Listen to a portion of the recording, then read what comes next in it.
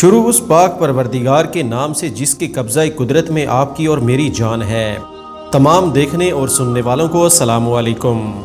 پیارے دوستو، آج ہم آپ کو حضرت امام حسین علیہ السلام اور سفید کبوتر کا واقعہ سنانے جا رہے ہیں، جسے سننے کے بعد یقیناً آپ کی آنکھوں میں آنسو آ جائیں گے۔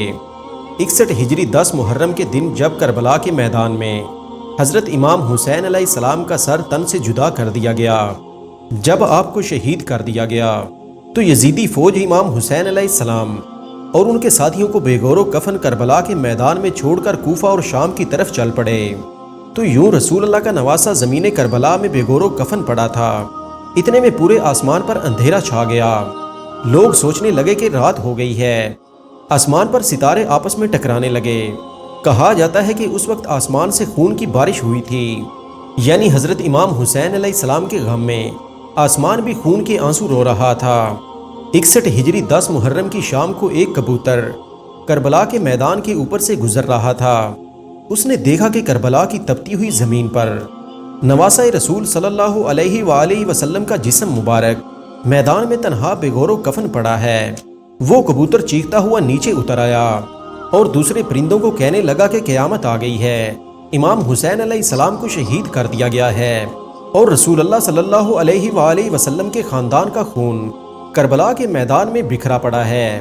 اور کبوتر امام حسین کے غم میں رونے لگا، اور اس سفید کبوتر نے اپنے آپ کو امام حسین علیہ السلام کے خون سے تر کر لیا، اور پھر وہ کبوتر اڑتا ہوا مدینہ شریف پہنچ گیا اور رسول اللہ صلی اللہ علیہ وآلہ وسلم کی قبر مبارک کے ارد گرد چکر لگانے لگا۔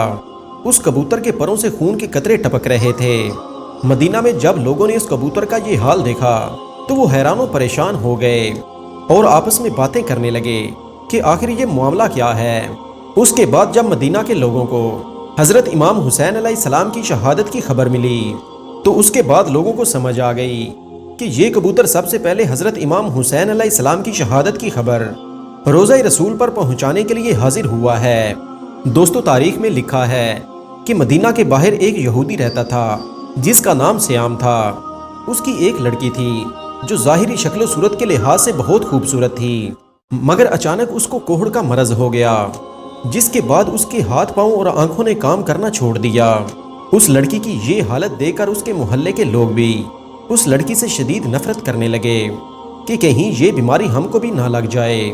یہ سارا معاملہ دیکھ کر اس لڑکی کا باپ اپنی بیٹی کو لے کر گاؤں سے دور چلا گیا اور دور جا کر ایک باغ میں رہنے لگا۔ اب وہ یہودی دن بھر شہر میں مزدوری کرتا تھا اور شام کو اپنی بیٹی کے پاس آ جاتا تھا۔ ایک دن اتفاق سے ایسا ہوا کہ وہ یہودی اپنے کام میں اتنا مصروف ہو گیا کہ وہ شام کو اپنی بیٹی کے پاس نہ آ سکا۔ جب اس نابینا لڑکی کا باپ شام کو اس کے پاس نہ پہنچا تو وہ لڑکی گرتے پڑتے ایک درخت کے نیچے جا پہنچی اور رونے لگی۔ اس لڑکی نے اس درخت کے نیچے پوری رات گزار دی۔ جب صبح ہوئی تو اس لڑکی نے محسوس کیا کہ اس کے ساتھ والے درخت پر ایک پرندے کی چیخ بھری آواز سنائی دے رہی ہے۔ اس آواز میں اتنا زیادہ درد تھا کہ وہ لڑکی اپنے آپ کو نہ روک سکی اور گرتے پڑتے اس درخت کے پاس جا پہنچی۔ حالانکہ وہ لڑکی دیکھ نہیں سکتی تھی، لیکن پھر بھی سر اوپر کر کے اس پرندے کو دیکھنے کی کوشش کر رہی تھی کہ اتنے میں اس کبوتر کے پر سے ایک خون کا قطرہ اس کی آنکھ پر گر گیا۔ خون کا گرنا ہی تھا کہ امام حسین علیہ السلام کی خون کی برکت کی وجہ سے اس لڑکی کی بینائی واپس آ گئی اور وہ لڑکی اس آنکھ سے دیکھنے لگی، اور پھر خون کا ایک اور قطرہ اس کی بائیں آنکھ پر گرا۔ خون کی برکت سے اس کی دوسری آنکھ کی بھی بینائی واپس آ گئی۔ یہ دیکھ کر وہ لڑکی بہت ہی حیران ہوئی۔ اس نے دیکھا کہ درخت پر ایک خون سے لتڑا ہوا کبوتر بیٹھا ہوا ہے۔ وہ لڑکی اس کبوتر کو دیکھ رہی تھی۔ اتنے میں کبوتر کے پروں سے خون کے اور قطرے اس کے جسم پر گر گئے۔ امام حسین علیہ السلام کے خون کی برکت کی وجہ سے اس لڑکی کی تمام بیماریاں ختم ہو گئیں۔ اب وہ لڑکی ایسے ہو گئی جیسے اس کو کوئی مرض تھا ہی نہیں۔ اب وہ لڑکی خوشی خوشی اٹھی اور اپنے باپ کی تلاش میں نکل گئی۔ اتنے میں وہ یہودی سامنے آتا ہوا دکھائی دیا۔ وہ یہودی اس لڑکی کے پاس آ گیا، لیکن وہ یہودی اس لڑکی کو نہ پہچان سکا کہ وہ اس کی اپنی بیٹی ہے، اور اس لڑکی کو اجنبی سمجھ کر اس سے پوچھنے لگا کہ اے لڑکی، تو کون ہے اور اس باغ میں کیا کر رہی ہے؟ میں اپنی بیٹی کو باغ میں چھوڑ کر گیا تھا، کیا تجھے اس کا کوئی حال معلوم ہے؟ میری بیٹی کہاں گئی ہے؟ کیونکہ اس باغ میں جس جگہ میں اس کو چھوڑ کر گیا تھا وہاں پر وہ موجود نہیں ہے۔ لڑکی یہ سن کر رونے لگی اور کہنے لگی کہ بابا آپ نے مجھے نہیں پہچانا، میں وہی آپ کی بیمار بیٹی ہوں جس کو آپ اس باغ میں چھوڑ کر گئے تھے۔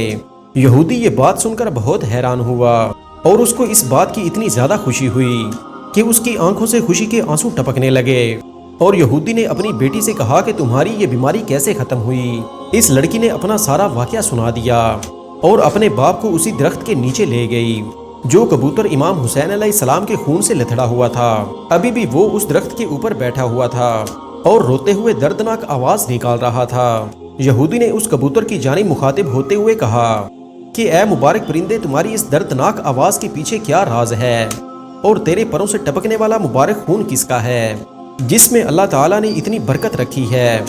جب اس یہودی کو یہ پتا چلا کہ اس کبوتر کے اوپر جو خون لگا ہوا ہے یہ امام حسین علیہ السلام کا خون ہے اور اسی خون کے ذریعے سے میری بیٹی ٹھیک ہوئی ہے، یہودی کہنے لگا کہ اگر حسین کے نانا حق پر نہ ہوتے اور نواسہ رسول حق پر نہ ہوتے تو آپ کے خون میں ایسی خیر و برکت کا ظہور پیدا نہ ہوتا اور میری اس اپاہج لڑکی کو شفا نہ ملتی۔ اس کے بعد وہ یہودی اپنی اس بیٹی کے ساتھ وہیں پر کلمہ پڑھ کر مسلمان ہو گیا، اور پھر جب بھی کوئی اس یہودی سے اسلام قبول کرنے کی وجہ پوچھتا تو وہ اس واقعے کو پورا تفصیل کے ساتھ سنا دیتا۔ سلام ہو رسول اللہ صلی اللہ علیہ وآلہ وسلم کے خاندان پر جو اسلام کی بقا کے لیے زمین کربلا پر بہتا رہا۔